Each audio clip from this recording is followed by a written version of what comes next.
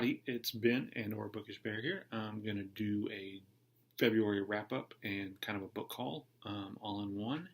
So I'm going to just jump in and first talk about what I'm currently reading, which is Bad Feminist by Roxane Gay. This is a collection of essays. I'm really enjoying it so far. I'm about halfway finished. I'm enjoying some essays more than others. One of my biggest pet peeves when reading essays, which I do kind of regularly, I enjoy reading essays, especially if I'm out on the go or something. I'll put them on my phone, short stories or essay collections, and then just read those while I'm waiting. But one of my biggest pet peeves when reading essays is something that doesn't stick to the subject or just feels all over the place, doesn't really come to any kind of resolution. It's just like a bunch of dots strung together, and some of her essays do that, and it kind of makes me nuts. So getting through those, it feels like, okay, get to a point, or I just kind of struggle to find the point that they're making. Maybe I'm just not smart enough for those kind of essays, but a few of those have seemed that way to me. She goes off on tangents, and I don't really enjoy that journey, and so that's kind of makes some of them less enjoyable for me, but some of them are really, really great.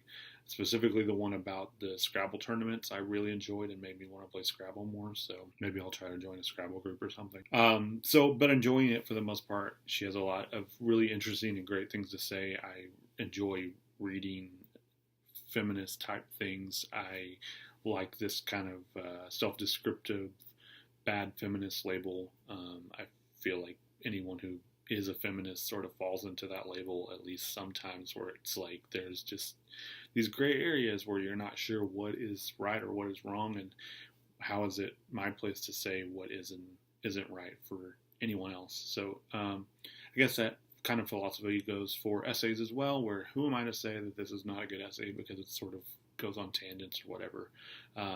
So it's just not my cup of tea. It's definitely not poorly written or anything like that. It's an excellent book, and it's well written, and I suggest you read it if you're into essays or feminism. And she's really funny and engaging, and she seems like the kind of person that I want to hang out with based on the essays in her writing. So that's always cool to sort of make a friend through an author. The other thing I'm reading is on an e-reader, so I'm not going to hold that up, but it's the Akira by Katsuhiro Otomo. Probably did not say that right. I have not read any manga in the past except for Massive, which is like gay manga. So this is the first one that I'm reading. I read a lot of comic books, and they're also really similar. It's on an e-reader, so I'm reading it from front to back instead of the reverse, which is how it's normally read in the book form. I'm really, really enjoying it. The story is really cool, and the art is amazing. Like, the art is just, every page looks gorgeous. It's all in black and white. The versions I'm reading, I think there might be color versions, but the version I'm reading is black and white, and it's just gorgeous. I'll probably get the books eventually because they're so cool. So really enjoying that, but that's what I'm currently reading. As far as what I read and finished in February, so I finally finished Infinite Jest in February. I did a review about it, so you can go check that out if you're interested in what I have to say and my kind of rambling thoughts about Infinite Jest. So I finished that finally. I'm not going to hold it up again because I feel like I've done that too many times.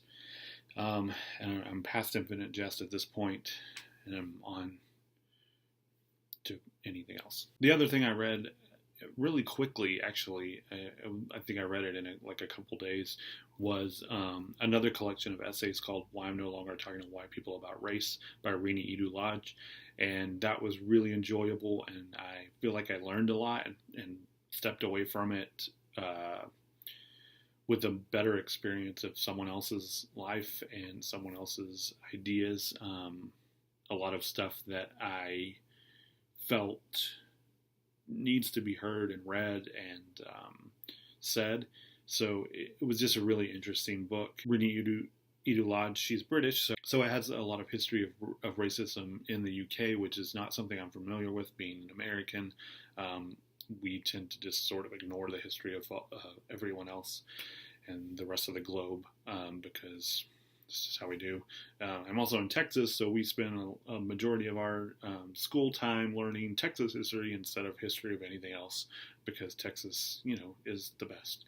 So learned a lot about that, and was really interesting. I think that this book is really important for Americans because since it is about sort of British racism and the history of racism in UK, and I feel like there's just a sense of detachment, possibly, that someone who would not normally read a book about racism and how we should confront it, and how, more importantly, as non-colored people, we can be allies and help to get rid of this problem of racism. That sort of detachment, because this is British stuff, so it's easier to swallow because it's not directed necessarily at Americans, although it is also very directed at Americans because we also have a racism problem. So, but I feel like that sort of detachment, if this is about something other, would help people who would not be interested in hearing it and would be like, oh, I'm just going to shut off and get defensive because I don't want to hear that, might be more open to read and hear this side of a story because it's about something else. So I think that that's really important, because as Americans, we can be really stubborn, and a lot of people who don't want to acknowledge a racism problem in America just get defensive and shut off. So they might be more willing and open to read about another place, different, and get a different experience, possibly. So I'm going to suggest that to a lot of people. And those are the only two books I read in February, unfortunately. I thought I was going to get through Bad Feminist, but then I started a new job, and my schedule and life just sort of got messed up. So as far as the books that I acquired in February, so my birthday is in February, so I got a lot more books than I normally would, probably, especially being out of work. I'm trying to not spend money on excessive stuff like books, which I don't necessarily need, although yes, I do need them. It is a need and not a want, as any book nerd knows. I got a couple books as presents. The first from my husband, The Monk of Mokha. He knows that I love Dave Eggers, and I also told him, kind of as a hint, oh yeah, there's a new Dave Eggers book out, and it's almost my birthday. So this is a novelization of a true story about Mokhtar. I'm going to just demolish his name, I feel like. Mokhtar. I'm not even going to try his last name, but he is a guy who lives in San Francisco, which is also where David Eggers lives, as far as I know. Maybe Portland. Anyways, West Coast somewhere. The main character of the book, he lives in San Francisco, and he goes to Yemen because he gets obsessed with the history of coffee there. I'm really into coffee and enjoy coffee. So that seems really interesting to me, and I love Dave Eggers and all of his writing, so I'm pretty stoked to read this, and it's probably going to jump to the top of my TBR pile. The book is also just really, really pretty. It's just really pretty. And a good friend of mine sent me this book, was Oryx and Crake by Margaret Atwood. I'm trying to read more Margaret Atwood. I read Handmaid's Tale, and really, really loved it, and I've read a bunch of her poems, but not any more of her fiction. This is the first of the Matt Adam trilogy, I guess, so he said that those are really good. My friend said that those are really good and some of his favorites, so I'm also probably going to jump to the top of my TBR. And for Valentine's Day, my husband knows me really well and gave me a gift card for Half Price Books. So we went there, and I got a bunch of books. I found some good stuff. The first one being, oh my goodness, the first one being Forbidden Colors by Yukio Mishima. Yukio Mishima. So I don't really know a lot about this book. There were a couple of their books on the shelf, and I had heard about this writer from an article that I read, which was talking about how Murakami and what's his name, the guy who wrote Never Let Me Go, are just sort of kind of eclipse other Asian writers. and it was kind of a list of other writers and recommendations that were also really good. And this Yukio was on that list. So I randomly found this and decided to pick it up. It's got some gay content, which is always good. I really enjoy finding new authors and stuff like that, which you'll learn as you watch my videos. The next is Stone Butch Blues by Leslie Feinberg. So this is set, this is set sort of in the late 40s to mid 50s, I guess, and it's just sort of about a lesbian named Jest. I don't know a lot about it other than that it's really well known and really well critiqued and supposed to be really good, so I'm really excited to read that. And then I got this, A Little Life by Hanya Yanagihara. Yanagihara? I'm awesome at pronouncing names. So I don't really know anything about this book, and I didn't know anything about this book until I purchased it and then brought it home and read the back. Except for that everyone says it's really devastating and sad, and I'm into that, so let's see what happens. Everyone keeps saying, like, brace yourself before you read it, and I just kind of smugly am like, it's not going to affect me that much, but I'm probably going to bawl the whole way through it if it's really, really sad. Oh, there's a blurb from Edmund White on the back, so that's a pretty big deal as far as I'm concerned. I kind of want to read it sooner than later, so this pile of books that I got in February is really messing up my TBR, which is already pretty big back there, so I don't know if I'm going to get to those first or these first, but we'll see what happens. And the last book I got at half price is You Can't Scare Me in the Goosebumps series by R.L. Stine. I've been feeling kind of nostalgic about books that I read as a kid. I was really into the Fear Street books.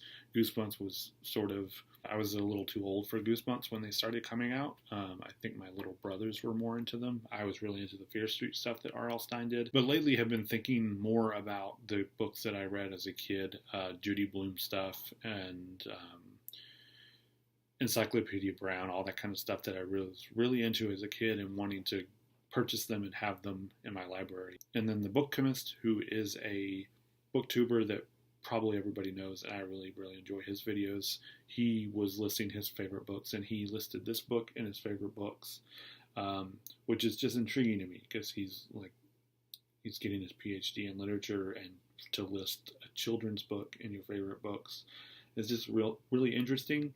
Not to discount children's books or children's authors. It's just not something that most people would do or even consider in their top books. I read a few pages, and I know it's going to be a fun story, so I just need to sit down and read it really quickly. So the last thing is a few comics that I got in February and read. I'm a huge comic nerd and usually have a really big pull list every week, but like I said, being between jobs, I haven't really been buying comics, so I'm way behind on most stuff. But since it was my birthday, I decided to treat myself and got a few things through MidtownComics.com. The first one was something that I couldn't miss, which was the Wicked and Divine 1923 one shot. So Wicked and Divine, if you're not reading it, is probably my favorite comic series currently being released. It's just so good. The thing that I love most about The Wicked and Divine is that Carrie and Gillen, who writes it, and just Jamie McKelvey, just the creative team, are really interested in doing new things with comic books and with the format, and just sort of playing around with what can and can't be done. Jonathan Hickman, who is another one of my favorite comic writers, does the same thing, and I really enjoy when people do that. Kind of look beyond the normal things you might see in comic books. In The Wicked and Divine, they did an issue that was sort of like a magazine where there weren't really any panels or anything. It was just a bunch of interviews, fake magazine articles about some of the characters. I'm not going to get into what The Wicked and Divine is about because I'll probably do a video about it later at some point. They did an issue that was they called sort of a remix issue, which they just only used panels from previous issues to make up this issue. I don't remember the number of that issue. They're just really interested in doing things that are different. So this one, is written in novel form, so that's kind of interesting. It threw me off at first because I had just finished Infinite Jest and then gotten this pile of comics and was like, okay, I'm just going to sit and read comics, which is usually a simple kind of experience where you're just reading the panels and looking at pictures, and then open this up and it's written like a novel, and I was like, oh great, cool. But it's really good. Read this book. Just read it. There are like 5 trades out now, so you can pretty easily get the collections and read through them really quickly and get caught up. But you should read Wicked and Divine because it's amazing. The other thing I got was Runaways 5 and 6. Sorry, it's in the bag and board, so it's all shiny. That series is a series that I really love. From the beginning, obviously Brian K. Vaughan's run is the best run. Everyone should read the first series, which is Brian K. Vaughan's run. As far as I'm concerned, Joss Whedon sort of ruined it, and then everything after that is okay. This series is definitely the second best and really, really good. So Rainbow's Rowell, she is writing it, and it's really good. The art's really good. It's been great so far. It feels a lot like the original. If you're watching the TV show, which I also really love, you'll probably enjoy this because it has sort of that similar feel, but it's definitely more the comic characters than the TV show characters, which I also am glad that they didn't try to force the comic characters to be the TV characters because there are lots of differences. But these characters, I just really love. This one, spoiler alert, if you've never read Runaways, skip this part. In the first issue, they bring Gert back, which is, why would you not do that? Why would that not be the first thing that you do if you're writing a Runaways book? Because that's what people want. So it was really good for them to just finally do that for the fans. It's definitely not a simple, easy solution of like, oh, Gert's just back. There's this whole thing of 2 years have passed since she died, and now she's the same, like only a day has passed for her, but everyone else has been like 2 years, and she's not sure why everybody is like all splintered and no one is together anymore. And it's complicated because she had a boyfriend who is now 2 years older, and what's going on there. It's just really, really good. So read Runaways and support this book because it's amazing. And the last thing I got was issue 2 of X-Men Grand Design. Ed Piskor, who does Hip Hop Family Tree, which is one of my favorite series as well, is doing the same thing that he does with Hip Hop Family Tree, which is tell the history of rap. But with X-Men Grand Design, he's doing the same thing. His artwork is amazing and just so unique, and he's telling the history of the X-Men. The first issue was really, really good. I'm stoked. I haven't read the second issue yet, but I'm really stoked to read it. I think I might wait and get the trade and just read it all at once. So those are the comics that I got in February. And so that was what my February was like as far as books are concerned. If you have any suggestions based on any of the books that I listed today or talked about in my January TBR, if you think I should read any of those next, let me know. And maybe I will, and maybe I won't. We'll see. So thanks for watching.